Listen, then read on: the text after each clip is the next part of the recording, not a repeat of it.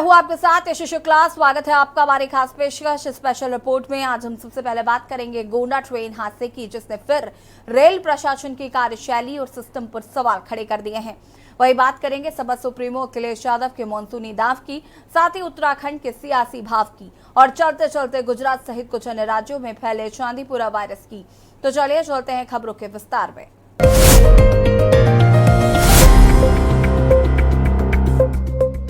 उत्तर प्रदेश के गोंडे में गुरुवार को बड़ा ट्रेन हादसा हुआ। डिब्रूगढ़ एक्सप्रेस के कई डिब्बे बेपटरी हो गए, जिससे 4 लोगों की मौत की पुष्टि हो गई।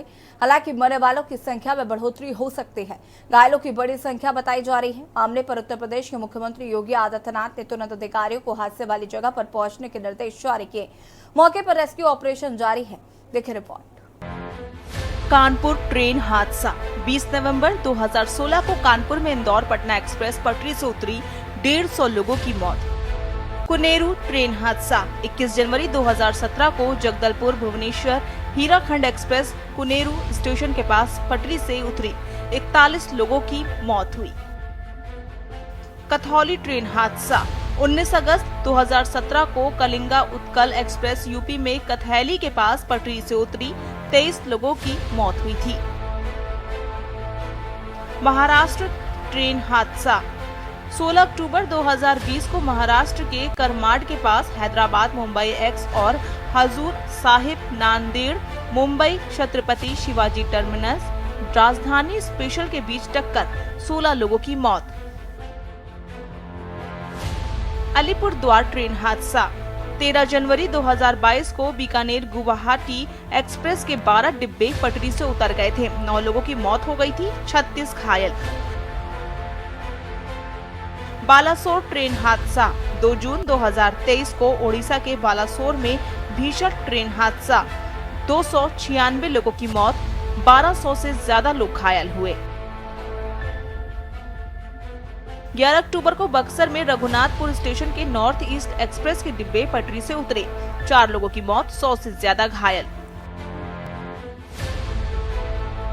विजयनगरम ट्रेन हादसा 29 अक्टूबर को विशाखा से पलासा जा रही विशेष यात्री ट्रेन को पीछे आ रही विशाखा रायगढ़ा ट्रेन ने टक्कर मारी, 8 लोगों की मौत हुई थी। मदुरै ट्रेन हादसा 26 अगस्त 2023 को रामेश्वरम जा रही ट्रेन में तमिलनाडु के मदुरै रेलवे स्टेशन के पास आग लग गई थी। हादसे में 10 लोगों की मौत। जलपाईगुड़ी ट्रेन हादसा 17 जून को पहले से खड़ी कंचनजंगा एक्सप्रेस के पीछे से आकर मालगाड़ी टकराई, 8 लोगों की मौत, 40 से ज्यादा घायल। उत्तर प्रदेश के गोंडा में बड़ा रेल हादसा सिस्टम पर सवाल खड़े कर रहा है। यहां गोरखपुर से होते हुए चंडीगढ़ से असम जा रही चंडीगढ़ डिब्रूगढ़ एक्सप्रेस के लगभग 10 से 12 डिब्बे पटरी से उतर गए। इस हादसे में कम से कम 4 यात्रियों की मौत की खबर है, वहीं कई लोग घायल हैं। हादसे की जानकारी मिलते ही रेलवे के कई उच्च अधिकारी मौके पर पहुंचे और रेस्क्यू ऑपरेशन जारी है। कवच क्या है? कवच सिस्टम एक स्वदेशी एंटी प्रोटेक्शन सिस्टम है। इसे खास तौर पर रेल हादसे रोकने के लिए तैयार किया गया है, जिससे जान माल का नुकसान न हो सके। कवच प्रणाली आपातकालीन स्थिति में ट्रेन को रोक सकती है। ड्राइवर समय पर ब्रेक नहीं लगा पाता, तब ये सिस्टम एक्टिव हो जाता है। ऐसे में बड़े रेल हादसे होने से रुक सकते हैं। बता दें कि डिब्बों में फंसे यात्रियों को बाहर निकाला गया। वहीं हादसे को लेकर रेलवे ने नंबर भी जारी किए हैं। जानकारी के अनुसार चंडीगढ़ डिब्रूगढ़ एक्सप्रेस ट्रेन संख्या 15904 चंडीगढ़ से डिब्रूगढ़ जा रही थी। दोपहर लगभग 2:30 बजे उत्तर प्रदेश के झलाही स्टेशन के पास पहुंचकर ये ट्रेन दुर्घटनाग्रस्त हो गई। ट्रेन हादसे के बाद लोगों की मदद के लिए भारतीय और रेलवे स्थानीय प्रशासन ने हेल्पलाइन नंबर जारी किए हैं। पूर्वोत्तर रेलवे के उत्तर मंडल ने भी अलग से हेल्पलाइन नंबर जारी किए हैं। रेल हादसे पर उठते सवाल, क्या इस्तीफा देने से रेल दुर्घटनाएं रुक जाएंगी? इस्तीफा देने से लोगों को क्या मदद मिलेगी? क्या रेल मंत्री को रेल हादसों के चलते पद छोड़ देना चाहिए? रेल दुर्घटना को रोकने वाला आखिर कहां है कवच? बढ़ते रेल हादसों के पीछे की असल वजह क्या? कब लगेगी रेल हादसों पर ब्रेक? क्या ऐसे ही जान गंवाते रहेंगे यात्री? मुआवजे की राशि तय पर जान की कीमत क्यों नहीं? क्या रेल हादसे के पीछे बढ़ता वर्कलोड? क्या रेल हादसे रोकने में फेलियर हो रही सरकार? बढ़ते रेल हादसों का कैसे हो निदान? रेल हादसों को लेकर हरदम सिस्टम की गड़बड़ियां सामने आती रही हैं। लिहाजा रेलवे प्रशासन को कर्मचारियों की कार्यशैली की निगरानी के लिए कोई ऐसा प्लान अमल में लाना होगा जिसमें वो सजगता के साथ अपनी ड्यूटी पूरी करें। स्पेशल डेस्क के न्यूज इंडिया। लोकसभा चुनाव के परिणामों ने उत्तर प्रदेश में समाजवादी पार्टी को बूस्टर डोज दे दिया है और सत्तारूढ़ बीजेपी के अंदर हफ्ते भर से खलबली मची है। 37 सीटें जीतने वाली सपा फिलहाल फुल फॉर्म में देखी जा रही है और गुरुवार को अखिलेश यादव ने बीजेपी के कथित बागी धड़े को मॉनसून ऑफर भी दे दिया है। हालांकि कहा जा सकता है कि ये वाकई सत्ता के समीकरण बनाने का कोई ऑफर है या सिर्फ तंज। देखिए रिपोर्ट। सपा अध्यक्ष अखिलेश यादव की सोशल मीडिया अकाउंट एक्स पर की गई एक पोस्ट ने हलचल मचा दी है। उन्होंने ऑफर दिया है कि 100 विधायक लेकर आओ, मुख्यमंत्री बनने के लिए सपा समर्थन देगी। सपा अध्यक्ष अखिलेश यादव ने भाजपा में राजनीतिक चर्चाओं के बीच सोशल मीडिया प्लेटफॉर्म पर कहा है कि मानसून ऑफर है, 100 लाओ और सरकार बनाओ। राजनीतिक सूत्रों के मुताबिक अगर भाजपा में कोई भी नेता 100 विधायकों का समर्थन जुटा लेता है तो सपा मुख्यमंत्री पद के लिए उसे समर्थन दे सकती है। इसमें उप मुख्यमंत्री केशव प्रसाद मौर्य से जोड़कर देखा जा रहा है। इसके साथ ही तरह तरह की राजनीतिक चर्चाओं के बीच दिल्ली से केशव के लखनऊ लौटने पर अखिलेश ने कटाक्ष भी किया है। लौट के बुद्धू घर को आए। यहाँ बता दें कि केशव प्रसाद मौर्य ने भी बुधवार को सपा अध्यक्ष अखिलेश यादव पर एक्स के जरिए हमला बोलते हुए उन्हें सपा बहादुर की संज्ञा देते हुए कहा था कि यूपी और केंद्र दोनों ही जगह मजबूत सरकार है। 2017 की तरह 2027 में भी हम यूपी में सरकार बनाएंगे। उन्होंने सपा के पीडीए को धोखा करार दिया था। अखिलेश यादव के भाजपा में अंदरूनी कलह का आरोप लगाए जाने पर केशव प्रसाद मौर्य ने भी पलटवार किया था। केशव मौर्य ने कहा था कि भाजपा की देश को प्रदेश दोनों जगह मजबूत संगठन और सरकार है। उन्होंने एक्स पर लिखा, सपा बहादुर श्री अखिलेश यादव जी, भाजपा की देश और प्रदेश दोनों जगह मजबूत संगठन और सरकार है। सपा का पीडीए धोखा है। यूपी में सपा की गुंडा राज की वापसी असंभव है। भाजपा 2027 विधानसभा चुनाव में 2017 दोहराएगी। बड़ी बात तो ये है कि जिस तरीके से बीजेपी में घमासान देखा जा रहा है उसका सीधा फायदा समाजवादी पार्टी उठाने की फिराक में है और शायद तभी बार बार केशव प्रसाद मौर्य के रवैये से उनको ही घेरने में लगी है। सामने उपचुनाव है और उससे आगे 2027 को विधानसभा चुनाव भी होने हैं, लेकिन राजनीतिक पुरोधाओं की ओर से कमर अभी से कसनी शुरू हो गई है। सवाल है कि 100 लाओ सरकार बनाओ किस बात का मैसेज अखिलेश यादव दे रहे हैं। साथ ही सवाल ये भी है कि मॉनसून ऑफर में 100 लाओ और सरकार बनाओ के इस पोस्ट से अखिलेश यादव आखिर किसको ऑफर दे रहे हैं? क्या डिप्टी सीएम केशव प्रसाद को दे रहे हैं, ब्रजेश पाठक को दे रहे हैं या फिर खुद सूबे के मुखिया योगी आदित्यनाथ को दे रहे हैं? आखिर ये ऑफर इशारा क्या कर रहा है, ये सोचने वाली बात है। स्पेशल डेस्क के न्यूज इंडिया। यहाँ रुकेंगे एक छोटे से ब्रेक के लिए, जो हाजिर होते हैं।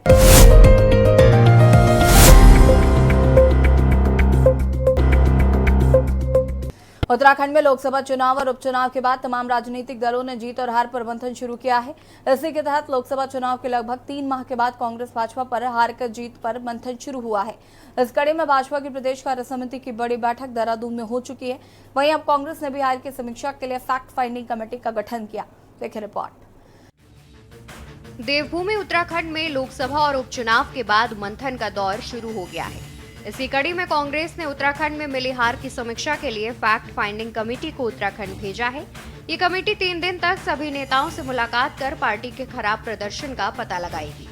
अखिल भारतीय कांग्रेस कमेटी की ओर से वरिष्ठ नेता पीएल पुनिया और सांसद रजनी पाटिल को उत्तराखंड में हार की समीक्षा के लिए भेजा। कमेटी की ओर से पार्टी के सभी नेताओं के साथ बैठक की जाएगी। बैठक में हार के कारण तलाशे जाएंगे। ये अच्छा कदम है। हाईकमान को इस तरीके के निर्णय लेने भी चाहिए, क्योंकि सारा माहौल पूरे देश में उत्तराखंड में कांग्रेस के लिए मुफीद था।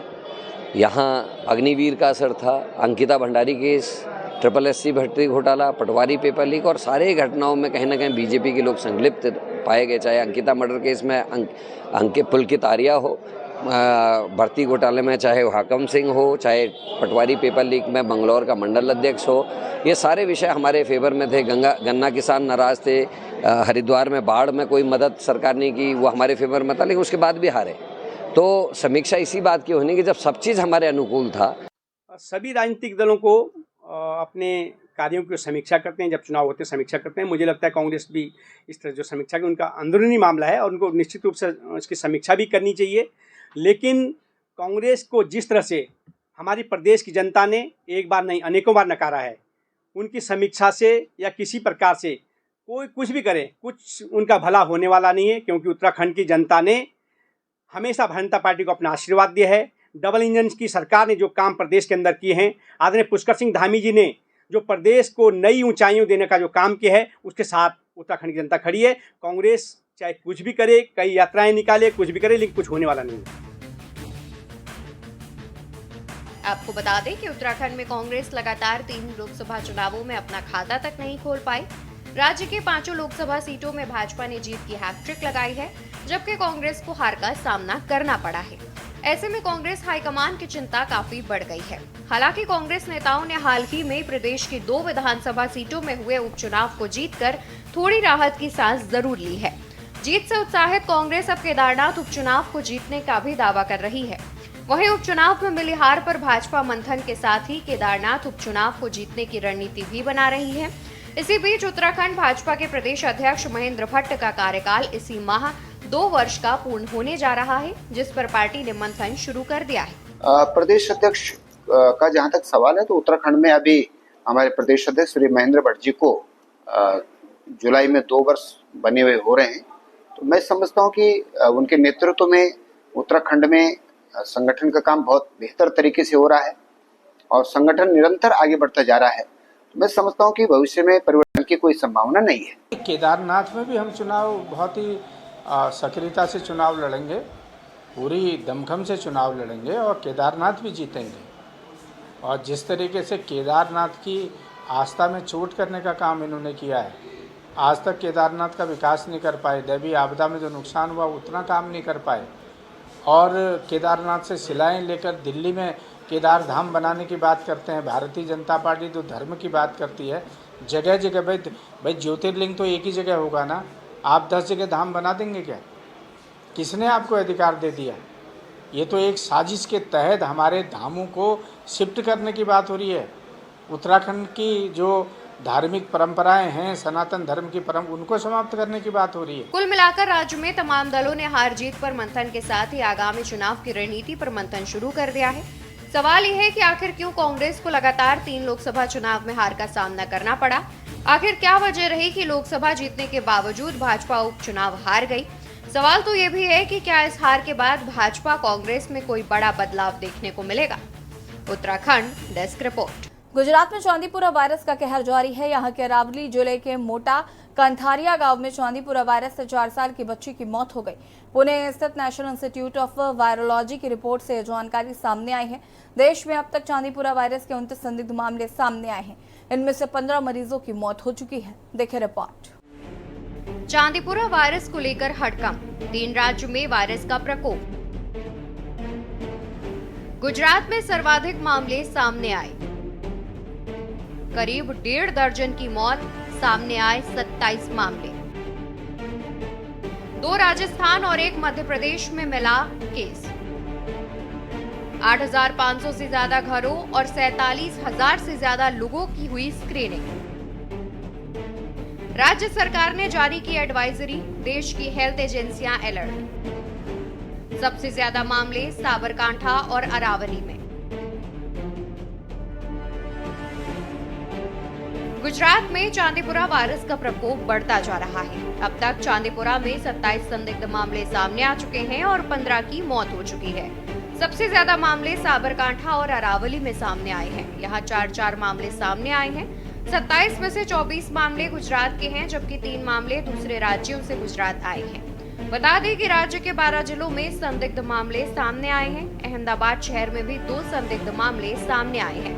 बढ़ते केसों को ध्यान में रखते हुए एहतियात बरतने के निर्देश दिए गए हैं। क्या है चांदीपुरा वायरस? चांदीपुरा वायरस एक आरएनए वायरस है जो सबसे ज्यादा मादा फ्लेबोटोमाइन मक्खी से फैलता है। इसके फैलने के पीछे मच्छर में पाए जाने वाले एडीज जिम्मेदार हैं। साल 1966 में पहली बार महाराष्ट्र में इससे जुड़ा केस मिला था। नागपुर के चांदीपुरा में इस वायरस की पहचान हुई थी, इसलिए इसका नाम चांदीपुरा वायरस पड़ गया। साल 2004 से 2006 और 2019 में आंध्र प्रदेश, महाराष्ट्र और गुजरात में मामले सामने आए। वायरस से 15 साल से कम उम्र के बच्चे सबसे ज्यादा शिकार होते हैं। क्या है चांदीपुरा वायरस के लक्षण? चांदीपुरा वायरस होने से रोगी को बुखार की शिकायत होती है। इसमें फ्लू जैसे लक्षण ही होते हैं और तेज इंसेफेलाइटिस होती है। इंसेफेलाइटिस जटिल बीमारी है जिससे दिमाग में सूजन की शिकायत होती है। चांदीपुर वायरस के कारण अरावली साबरकांठा के ग्रामीण इलाकों में हड़कंप का माहौल है। किसी ने नहीं सोचा होगा कि 1965 में पहली बार सामने आया चांदीपुरा वायरस एक बार फिर कहर बरपाएगा। अभी तक पूरे विश्व में इस वायरस के लिए कोई विशेष दवा नहीं मिल पाई है। ऐसे हालात में यदि निकट भविष्य में चांदीपुरा का कोई मामला आता है तो सबसे पहले उसका सैंपल प्रयोगशाला में भेजना होगा और यदि किसी बच्चे को तेज बुखार हो या सिर या शरीर पर सूजन होने पर तुरंत नजदीकी सिविल अस्पताल से संपर्क करने की अपील की गई है। वहीं डॉक्टर्स का कहना है कि यह वायरस मक्खियों से ज्यादा फैलता है। पहले 24 से 72 घंटे बेहद अहम है क्योंकि उसी वक्त इसकी घातकता ज्यादा होती है। अगर इतने समय में अस्पताल पहुंच गए तो इलाज मुमकिन है। स्पेशल डेस्क के न्यूज इंडिया। स्पेशल रिपोर्ट में फिलहाल इतना ही। देखते रहिए के न्यूज इंडिया। नमस्कार। आप देख रहे हैं के न्यूज, खबरों का सारथी।